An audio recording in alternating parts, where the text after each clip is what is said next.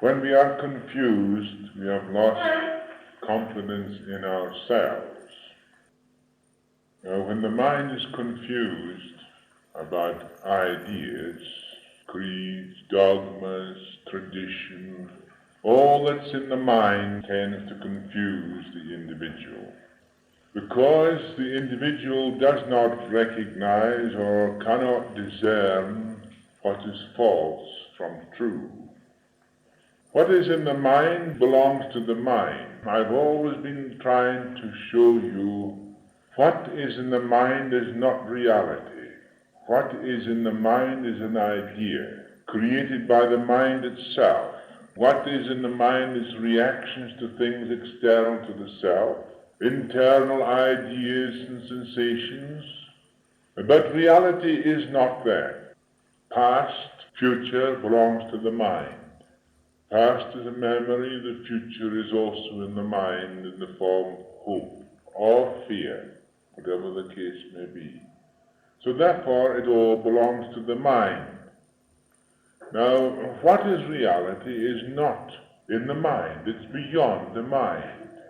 But you can experience this reality when you know what is in your mind.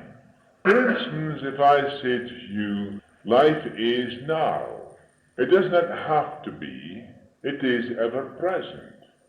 And that ever presence is now. It is neither yesterday nor tomorrow. It's neither in the past nor the future, because that's in the mind. But the ever present is eternal.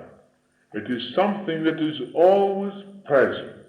But when you have experienced perhaps a moment of this realization of that which is real in itself, and experienced it, mind you, and not to something that's in your mind, an idea of it, but actually experienced that moment of reality, where, as it were, the world and everything stood still. And there at that moment, there was complete stillness everywhere, and in that moment you knew. Now that is eternal. You entered into eternity. You entered into eternity where you experienced eternity. That was a moment. Could you then experience this eternity continuously? No, because of the fact that you are in and out of the relative. You are in the relative, and you're out of the relative, you're back in the relative, and you're out of it, in and out, in time and space, and then into the timeless. But you must know when you are in time and space, and you must know when you are in the timeless. You must know when you are in eternity, and you must know when you are in time.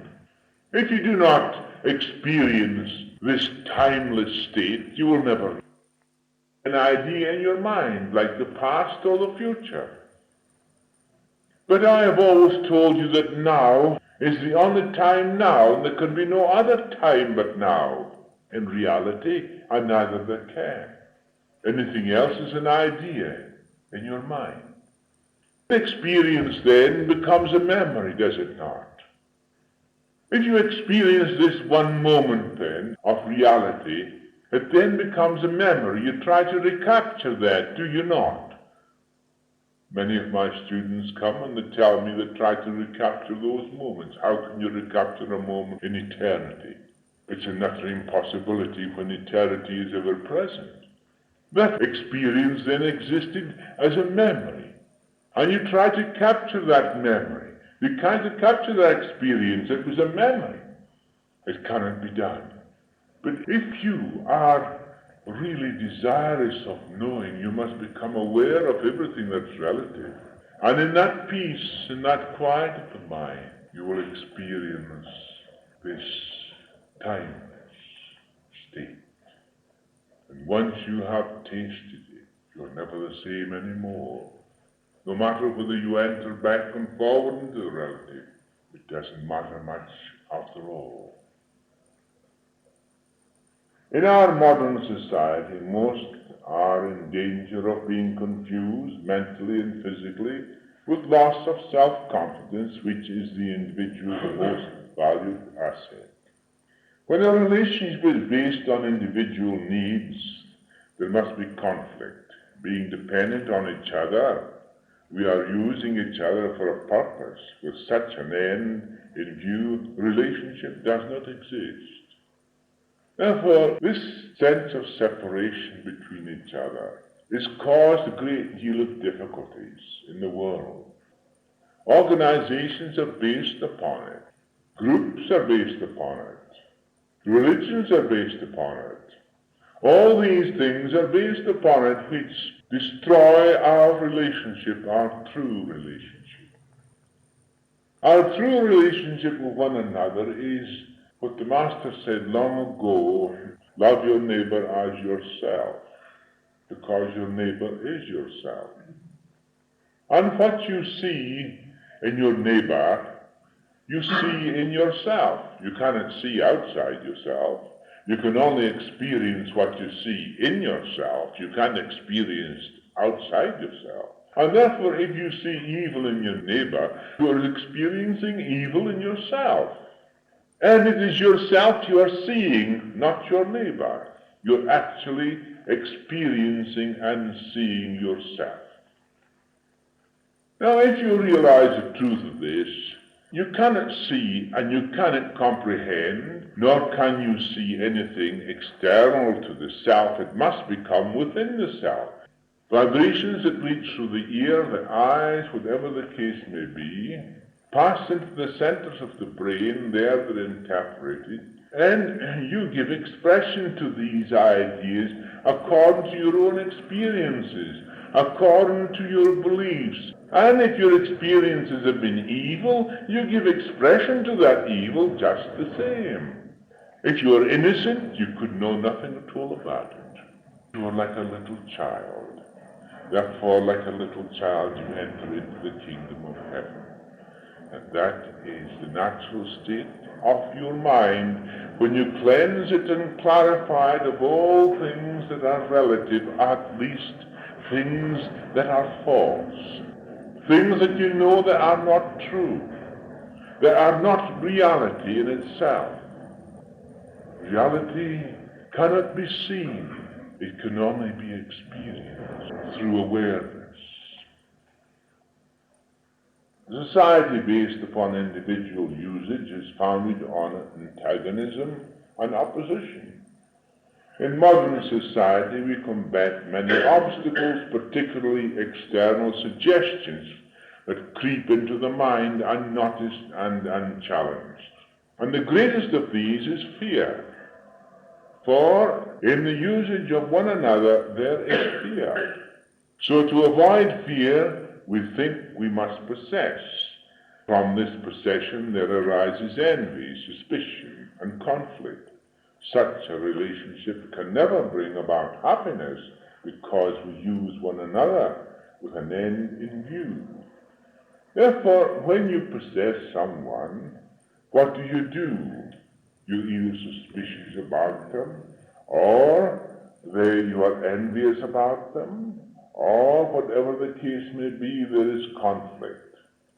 Now, if your real relationship is based upon that which is the foundation of the universe, which is love in itself, which is its own eternity, because you cannot create love. Love exists from the beginning, because it was in the beginning, and it has always been. You do not create love, because love itself is eternal and ever-present. And that is the basis of our relationship.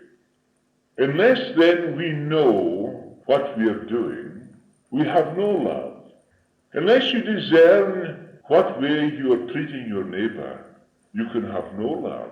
Because love can only express itself fully when you have got rid of all these things that are preventing the expression of love. When we use one another for our needs, in actuality, there is no relationship at all. There is no real contact with one another. There is no real communion with one another. How can you have communion with another when the other is used as a piece of furniture for your convenience and comfort. Therefore, it is essential to understand the significance of relationship in daily life.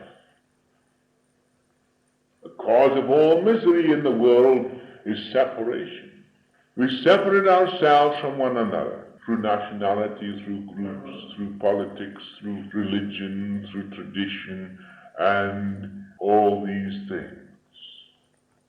These things are external. Unless you discern them for what they are, you'll still be conditioned by them. And if you are conditioned by them, is it not so that your thinking is according to your conditioning? So it must be, can't be anything else. If you are consciously caught up in your conditions, you are consciously setting in operation activities. And when you are consciously caught up in these things, you have action towards that end. But immediately you become consciously aware of what it is, seeing that it is false, having no foundation of its own, because anything that separates man from man is false. Because no existence in truth at all, because truth is one. There is no separation in truth. God is one. Life is one. Infinity is one. There can be nothing outside it. There is no division in it. Any division in it is a creation of the mind, a conditioning of the individual. Therefore, if the individual is conditioned through separation in any way whatsoever, he cannot then have any relationship at all. True relationship comes, does it not, through understanding, and in no other way. Our relationship today throughout the whole world is no relationship at all. We have no relationship with one another. We are antagonistic to everyone. Is it not so that we create one group and then another group, and this group is torn down to build another group, and the same group is then torn down to build another group? Well, it's the same people as building those groups, the same ignorant people, the same people who are steeped in separation are building and tearing down those groups. One time we had a League of Nations, now we have United Nations. Is it not so, and very clearly, that the United Nations will fall the same way as League of Nations? It cannot be otherwise, because there is no real relationship to hold together as one in unity. They're all separate and distinct. In that group you have separations, antagonisms, and distinctions. You have different nationalities which separate themselves from one another. You have different ideologies that do the same thing. You have everything in these groups that cause disintegration. And the world is disintegrating before your very eyes because of that one fact that is built upon separation. And will still disintegrate until such time that man wakes up to the fact that he's living in separation. But if you do not realize the fact that you're living in separation, how can you understand unity? You will never understand unity unless you understand separation. You talk about unity, but it's rubbish. You can talk about it till doomsday, but you will never understand it, and it will never be anything to you. So the cause of all misery in the world is separation, and not until we discern what separation is and means can you understand unity. In the understanding of our relationship and discerning what we are doing in our relationship to one another, we will become aware of what separation means. The understanding of ourselves through relationship will reveal the cause of our misery and the misery in the world. So our relationship is a self-revealing process. And if you can see the truth of what I am showing, that it is necessary to understand these things that are causing misery and preventing that which is real from manifesting in your lives.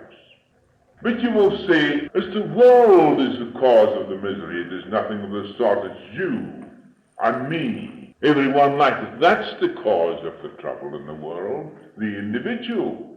Because is the world not made up of individuals? Without the individual understanding these things, how the devil can the world get right? Never, never will. One day, of course, naturally it will come, but it may take a lot of suffering to bring it about. Apparently man does not turn to reality until he suffers sufficiently, or he does not make any effort to find out what it is. So therefore, what he says really is what Jesus said at the beginning. For if this is what they do when the wood is green, what will they do when the wood is dry? When this self-revealing process has entered the deeper strata of your mind, you will then realize the cause behind individual and collective antagonism that is destroying our peace and harmony in the world today. You will say perhaps, as the majority do, what can I do about it? I can see all this trouble going on in the world, but what can I do? You can at least see that the cause is within yourself. And you can bring about a fundamental transformation based upon relationship and not on your needs. True relationship requires no needs. True relationship is a love, is a fundamental principle of the universe. And in all our relationship, true relationship is based upon it. Our difficulty is that we have a picture of what human society should be, and we try to fit ourselves into the pattern. But this pattern is fabricated and unreal. The only reality is ourselves and not a pattern. Therefore, the fundamental change must be within us and not outside us. We cannot just change the pattern on the outside and have no fundamental change within, for that which is within is always expressing itself outwardly. So if we try to change the outward thing, as we're trying to do in the world today, we're trying to get peace as an ideal, and we're trying to change the outside structure without changing and transforming in the individual within. Do you think then it's going to be a lasting peace?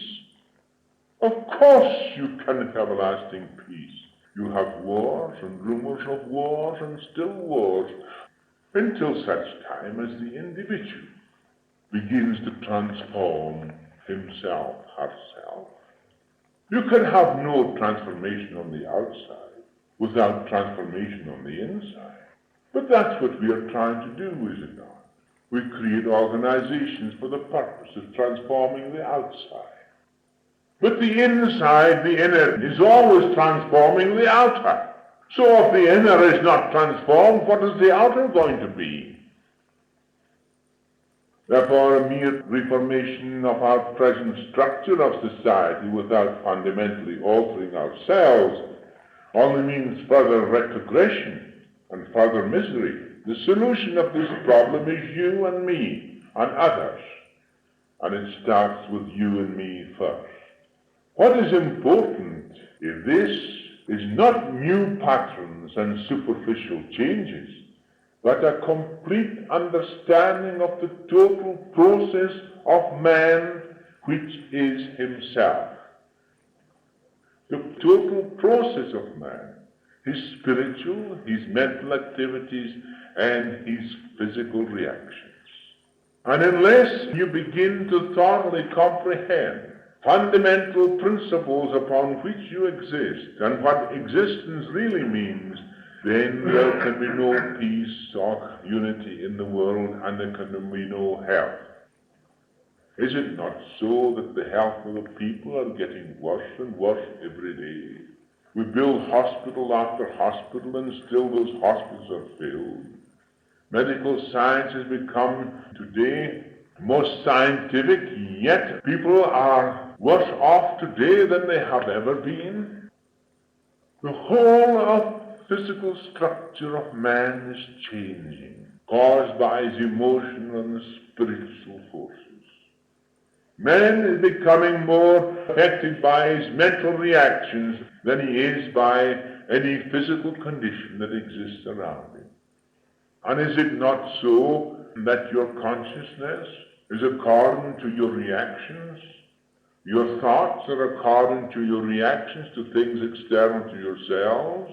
Because you have never become aware of your consciousness. You've only become aware of the things external to yourselves, and your consciousness is a means by which you become aware of these external things. But you do not understand these external things. You do not know what they are. You react to these things thinking that they are real, thinking they have a power of their own, when they have no power at all. Therefore the consciousness is caught up in these things, and your thoughts are in accordance. Therefore you crave, you have envy, you have jealousy, you have possessiveness, you have all these things that are destructive to the human nature. And man doesn't know why he becomes sick. Most people are seeking a way of life, a way of conduct. We either look to others, to the past, or we try to find a mode of behavior through our own experience with an end in view. We look to our own experience for a pattern, and experience is always conditioned. What you experience in your reactions is conditioned. And you look to others or look to the past for the experiences of the past to suit you. What do you look to then? You can only look to that which in itself is eternal and ever-present. And that which is ever-present everywhere. It is not in you and me alone. It is in every human being. It is everywhere. There is nowhere where it's not. It's based on unity. It's based on one, and one only, which is truth. Therefore, if you discern what is separation, you will arrive at truth. But if you cannot discern what is separation, how can you ever arrive at truth? If we look to another or the past for an ideal, for an example, we are forcing life into a mold. We try to shape life and thereby lose the intensity and richness of life itself. When what you know about reality is through the authority of another, you do not know. You cannot know. Because reality must be experienced, not something in your mind. What you get from another is a mental image. And you try to image what reality means, what God means, and so forth. And you can pray to this God as long as you like, but I can assure you he will never answer you. There is no answer from an image of God. There is only answer when you realize that God and you are one. And Jesus said, you worship something you do not know, but we worship something we do know.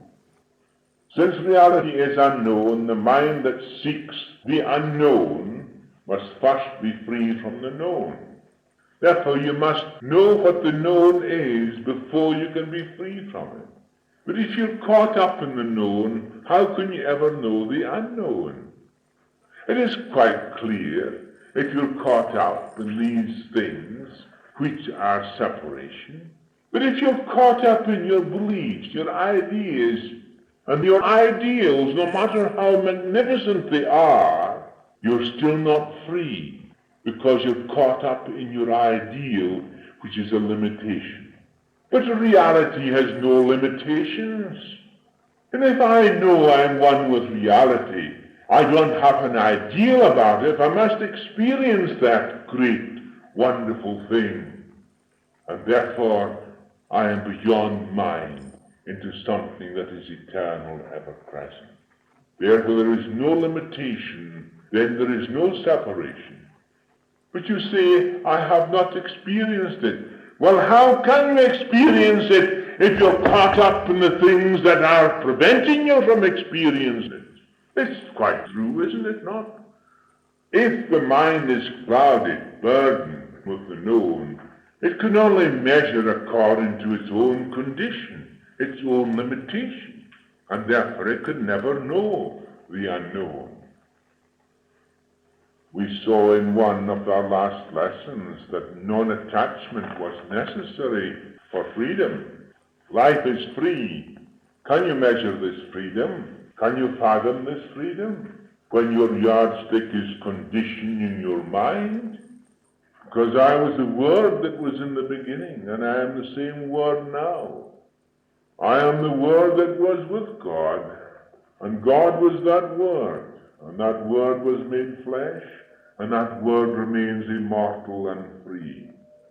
That is me, that is you. But if you condition yourselves, you are not free. But why do you condition yourselves? You condition yourself because your parents were conditioned before you. You go to school and you condition yourself through education. You go to church and you condition yourself through a religion. You go to a political meeting, you condition yourself through politics. You have a different nationality, so you condition yourself through your nationality. And when all this is dissolved away, what do we arrive at? The basic principles of the whole universe: love, wisdom, and power. These three go hand in hand. They are the basic principles of the universe. And when all things are dissolved away, these things give expression to themselves, to those who are prepared for them. And what is the preparation?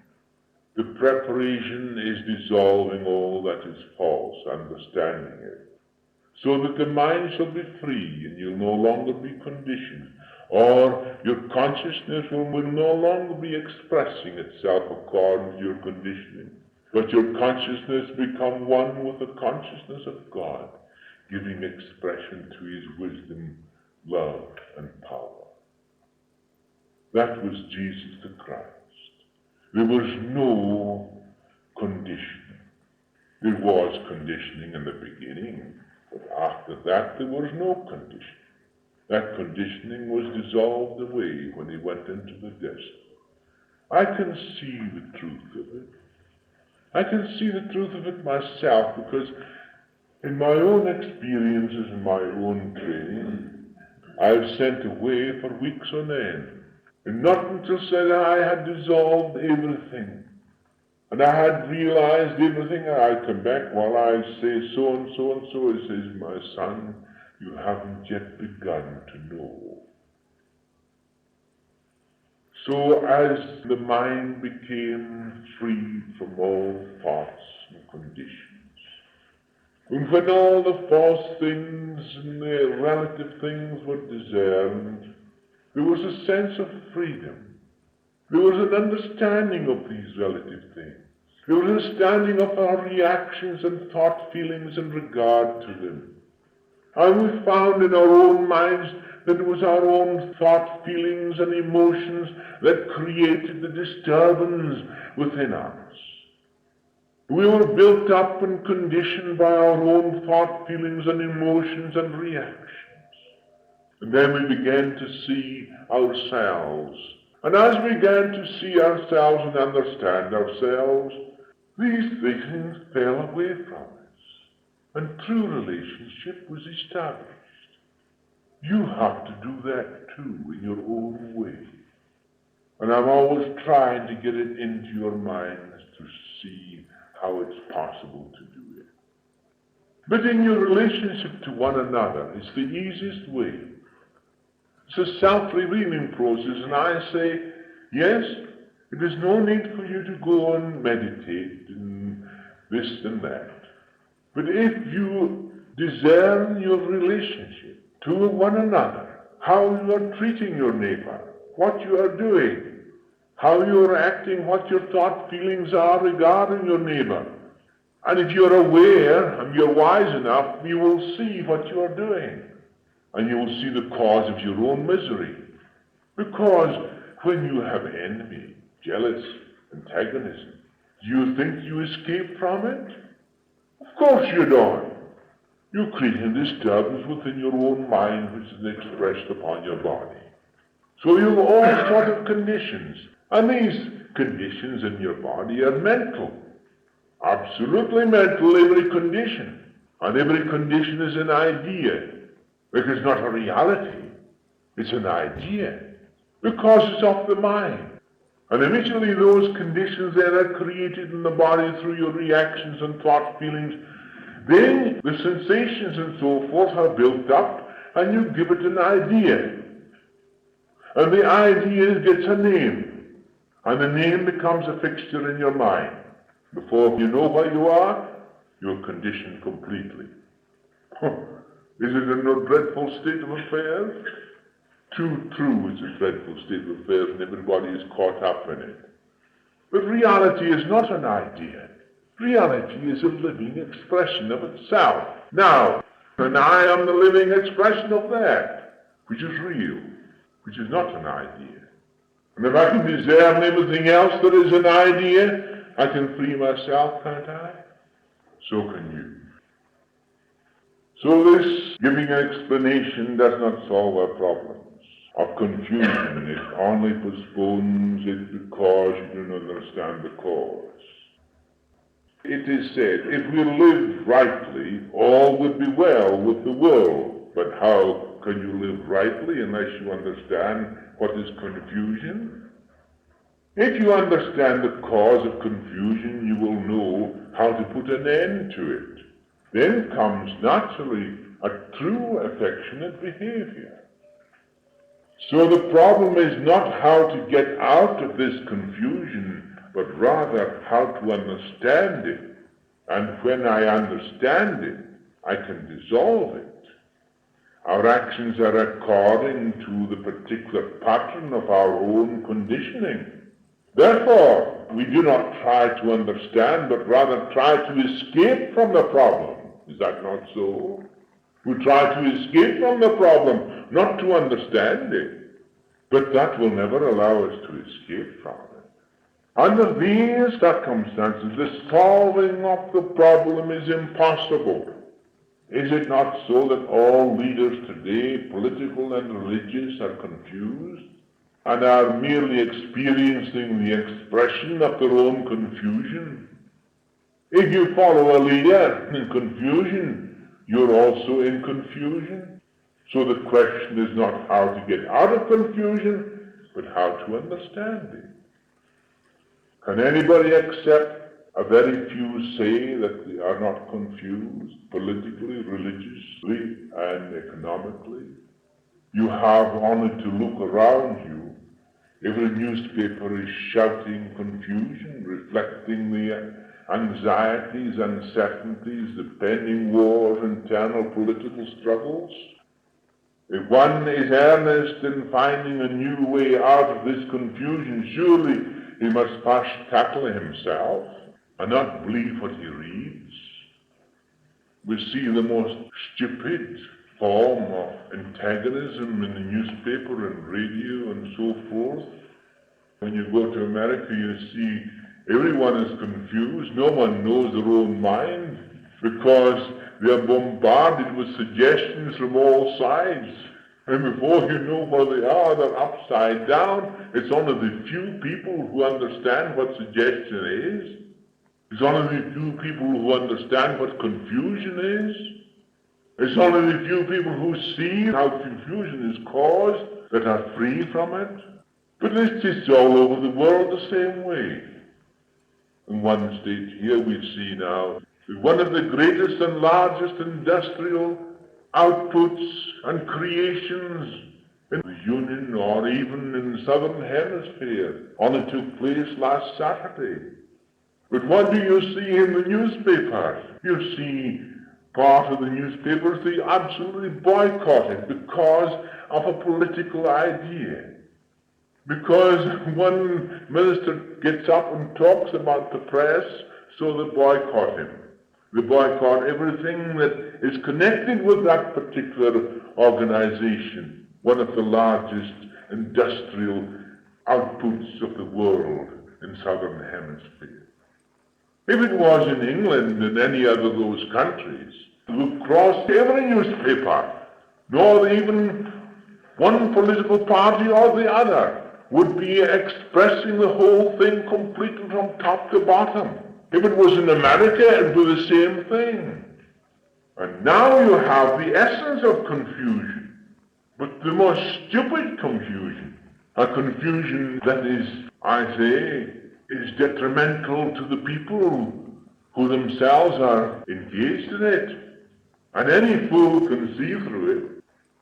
I looked at the paper this morning and I saw a little picture of a small little uranium plant. It cost only a few £1,000s stuck in the middle of the paper. But I looked for the paper the other day for a picture of the largest industrial corporation in the southern hemisphere, but I saw nothing. So I see minds of people who are like fleas, who are conditioned in their own stupidity. How is it possible then that you can ever have anything else but confusion in such minds begin to realize what the truth is? Journalism today is at its lowest ebb. I'm not going to talk about these sort of things, but when you begin to see things and know things and understand things and see how people condition, you can very quickly analyze what is taking place. But I'll say that journalism today is at its lowest ebb. Why? Because it's conditioned with one side or another. Each and every one is telling lies, biggest lies in creation, trying to convince or to influence and suggest to the other individual. How can you have peace and unity in a world with such trash, such mental experiences, such people who have got the mind of a pygmy, who are caught up in their own conditioning? Intellectualism is in nothing. Intellectualism is, to a great extent, preventing you from understanding wisdom. Knowledge, you said, is power, but nothing of the sort. Knowledge is very often a hindrance. It's according to how your knowledge is being used. Today our knowledge is being used so that we can blot out millions of human beings. That's how our knowledge is being used, not for the caring of humanity. When I was in Australia a little while ago, I was interested in a project. I advocated it because I could see the great advantage to Australia. Now they were spending about nearly £40 million a day on armaments and shooting and so forth and killing one another.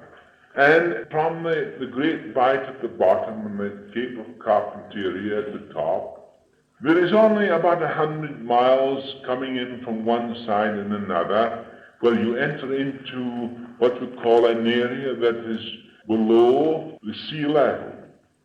And all that was necessary was to cut this canal from the top of Carpentaria into this big belt here, and another small canal from the big bight here at the bottom in the South Australia to enter into this large place would be an inland sea.